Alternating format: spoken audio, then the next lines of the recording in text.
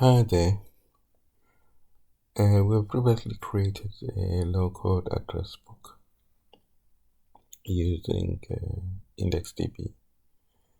We demonstrated how you were going to be able to add records, edit, and also be able to add categories and provinces. So what we did was to add functionality so that when one clicks back here, it goes and shows the contacts. And also, if you go to provinces, you are also still able to add and edit a province, but also when you click back here, it goes back to the default screen. So with contacts,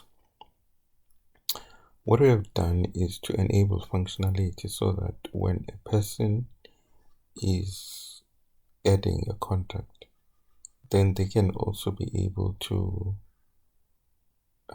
add a category and also add a province. What we do is, for example, if we're adding a new contact, let's just clone it, an existing one, just to demonstrate.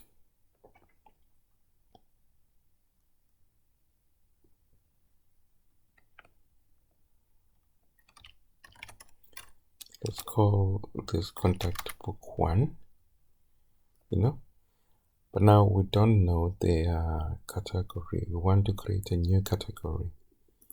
Then we can just click on add here, and it's going to activate up another prompt.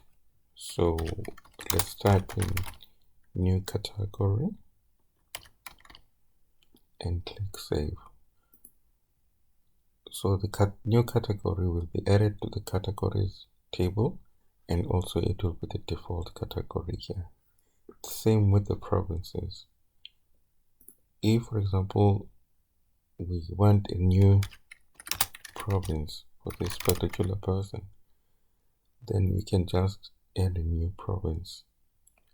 The assumption here is that the province that you want to add is not in the list, and here also the category that you want to add is not in the list of the category. What this helps on is that you don't have to go and open up the categories screen or open up the provinces screen, but you can just add the missing information here, and we are able to use and finalize the data entry screen. So if we save this, the contact has been saved, we do OK, and then it closes the whole thing.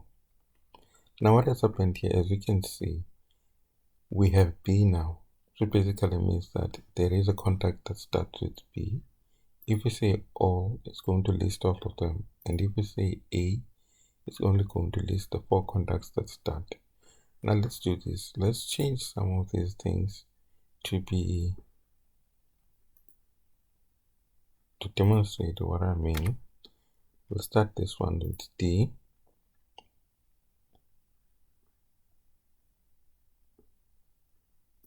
So that is saved. Start with this one with F.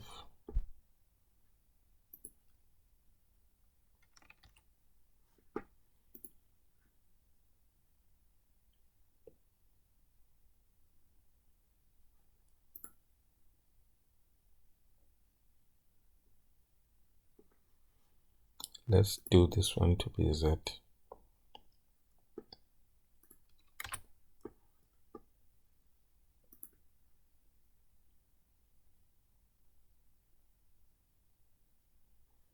So basically what this does is to activate our alpha chooser. Remember when we were creating the table, we said it needs to have an alpha chooser. So an alpha chooser is based on the field that you specified. Now if you do your A, it's going to pick up one person who starts with the letter A. For example, you do an all, so we have 5 contacts that are here. So if you have a B, there's book 1. Other is anything else that doesn't start with an alphabet. F there is the person, all, then there is all, of course all is for, and then there is z here. Now let's assume that you want to do a search, yeah? So you want to search for anyone that starts with ZA. Then you click on search.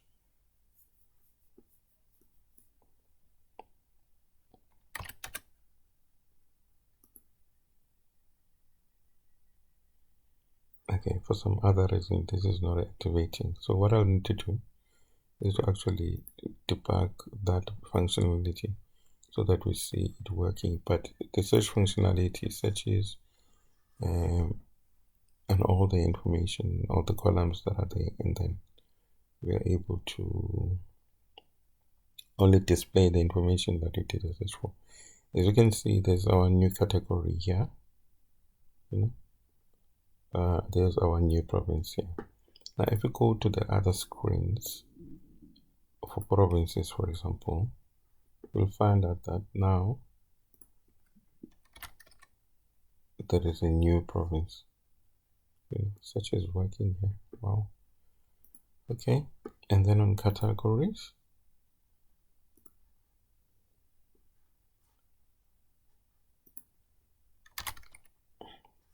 there is our new category here. But of course you can like delete it if you want. Let's go back to our context. So that is what we have achieved for now in relation to the address book. Now how did we do this? Let's go back to our low code tool.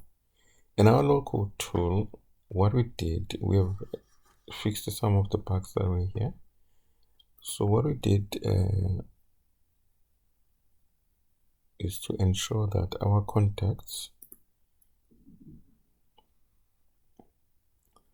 we add an append icon, and also we activate,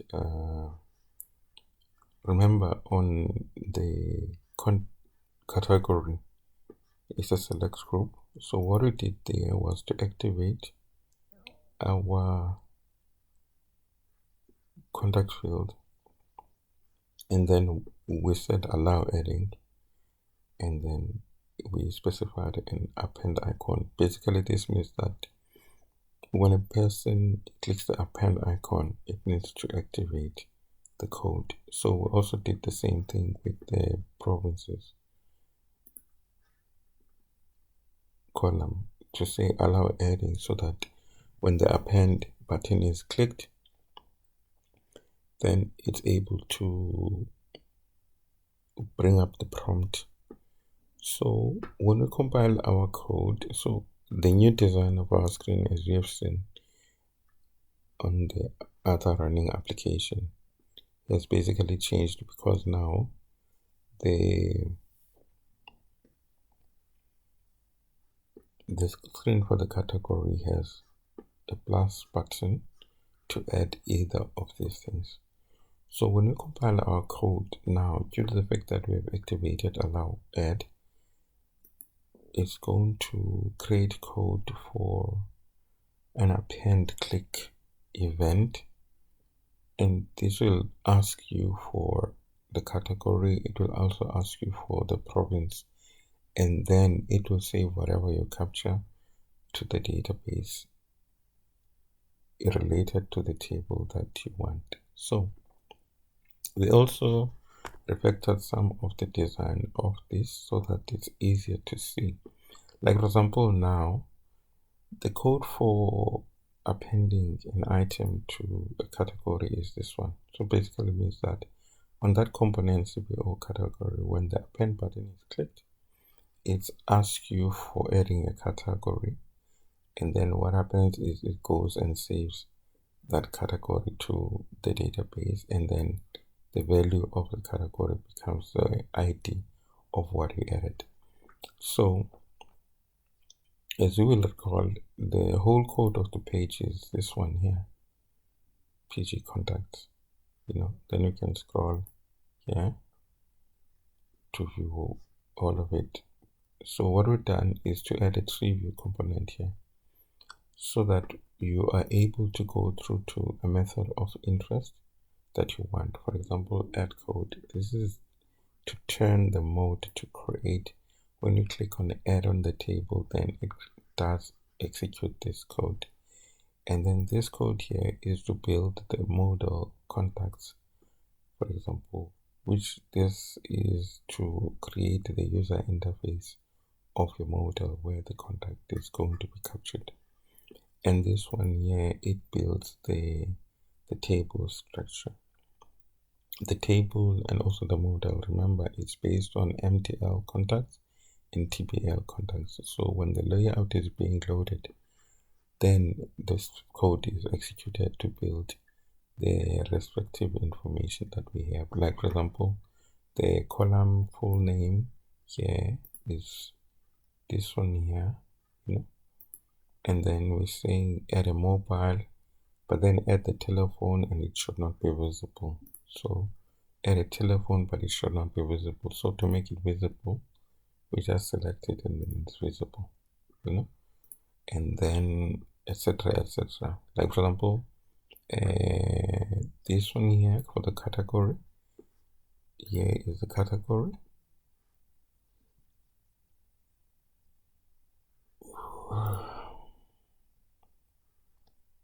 Here's the category, but this is not showing the ID, it's showing the name. So what compute category does is to display the name. So if you go to compute value of category here, it reads the category from a map and then it gives you the name, you know. Clone, this is to put the cloning methodology to be active. Like, for example, when you go there and you click on clone, then it activates that particular code, you know. So what that does is you put the mode to C and say it's clone contact, clone contact, clone contact, as you can see there. And then it does the rest of the information that needs to be done, shows the model, and then we did talk about append. There's another append, and then this edit mode. So when someone clicks the edit button, this is the code that gets executed. So edit mode is this here. So if we click edit here, it internally executes the edit contact code, which is basically this code that is here. Change the title, you load the combo boxes or the selects with the latest information. The assumption is that the application can be a multi-user application, so we want the latest information to be fetched from the database and loaded. And then we have also improved the validation, for example, context validation. So if you add a new contact now and then you click save, you know, so it just activates the wrong one. It doesn't look at everything like it did before. So, like, as you know that all the dotted input components are required, so a person needs to capture the information in this. But now, instead of showing everything that is outstanding in our validation, it just focuses on that one, and then the error hint there is indicating what's wrong. If we save again, it's going to focus on the next one, etc., etc., until all the information is provided. So, and it won't save. So that's the changes that we have made to the error validation checks, you know. So load categories. What this does is to load the categories that are existing from the database, and then it saves it in a map, and then this map is used when we're adding and editing records. And then even provinces gets loaded, sorted by name, And then here, when we click the modal, it just closes and it will make sure that the latest information is displayed. And then when we click yes on the modal, which is this here, save, so this code gets executed. So it validates, and then after that reads. Now we have this code here because if, for example, you might want to change this information before you save, then you can just add code here after this before you save it to the database. But this is the code that saves everything to the database. And depending on your mode, if it's C, then it does a create, which is an insert, and then if it's U, it does an update, and then it tells you that the record has been saved like this. Previously we were using a tool for this, so we've just decided to just use a clear notification that the record has been saved. So the contact has been saved. So if you're here and you say the contact, save the contact, it's going to give you a screen. The contact has been saved. So this is the code that is here. The contact has been saved. So that's what it executes there. And then as soon as you click OK, then it executes the rest of the code, which is basically you close the modal, you reload everything from the database, and then we see the latest information that is there. So there's a global variables, of course, and then setting context defaults. This ensures that the default values when we're adding or editing, then as shown. And then show, this is the code that runs when the application page is opened. So it loads the layout, builds the context table, builds the modal, and then shows all the records that are in the database. And then this code here is add. So this is the code that is happening when you click an add button, which is basically this add button here. So what this does is to get the list of categories from the database, list of provinces from the database, the latest list, and then it shows this, which is basically what is happening here. You load the categories, you load the provinces, and then you execute add mode. Add mode is this particular code here. Update the categories, update the provinces, and then set the default, and then you show, and then back is the code that will be executed when you click the back button, which basically is this particular button here. Back. So currently this does nothing. And then change row, there is no inline editing here, so this code will not be executed. We can delete it. Clone row, we know, we've shown you what that is. It's this clone row here. And then delete row is this code here. Delete row. So what this does, it asks you for a confirmation. Are you sure that you want to delete this contact? So if we click here, let's use book 1. You see here, confirm delete book 1. Are you sure that you want to delete this contact? Which is exactly the same that is happening here. It reads the ID, it reads the full name, and then it takes that full name and uses it as part of the prompt there. And then confirm delete, yes or no. Confirm delete, yes or no. And then what it does is as soon as you do a confirm cancel, it doesn't do anything. If the confirm is equals to false, then return. So it basically means that you are not deleting the record, so exit. So but here, if we say yes, then it deletes the records from the database and then reloads the latest information on the database. So if yes, go and open the contacts, execute a delete based on the ID of the contact, and then reload the contacts from the database, which is basically what has happened here.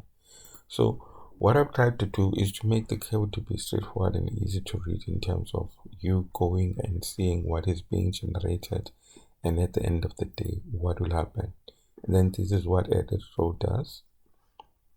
And then what refresh does is to reload the context from the database.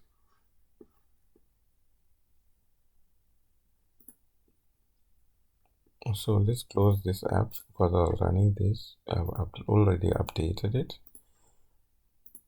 And then I'm going to just compress it so that I can just upload it to the GitHub and republish it. So that's what we've been able to do so far in relation to updating the low code generator and also updating the low code address book app that we did. So the wins about this now is that our application is more user friendly because we don't have to go from one screen to the other to capture the categories and also capture the provinces. We can just do that on the same contact screen. So it makes it much more easy to use when it is like that. So basically that is how it works. And then here we can download this particular portion of the screen. So if we want to download everything on the contacts, let's go to the model name, PG contacts, and then we download everything here.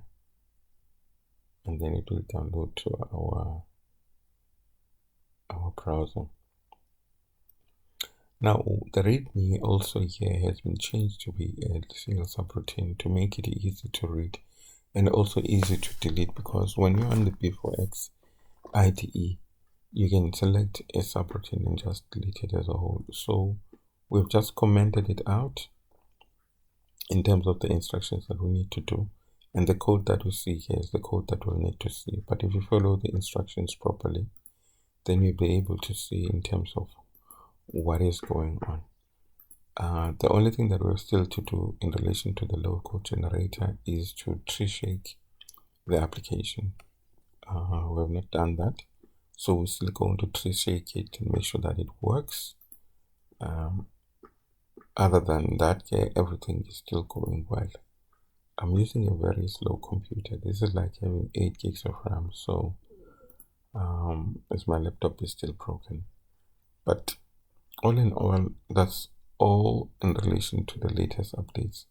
So we'll take it from there.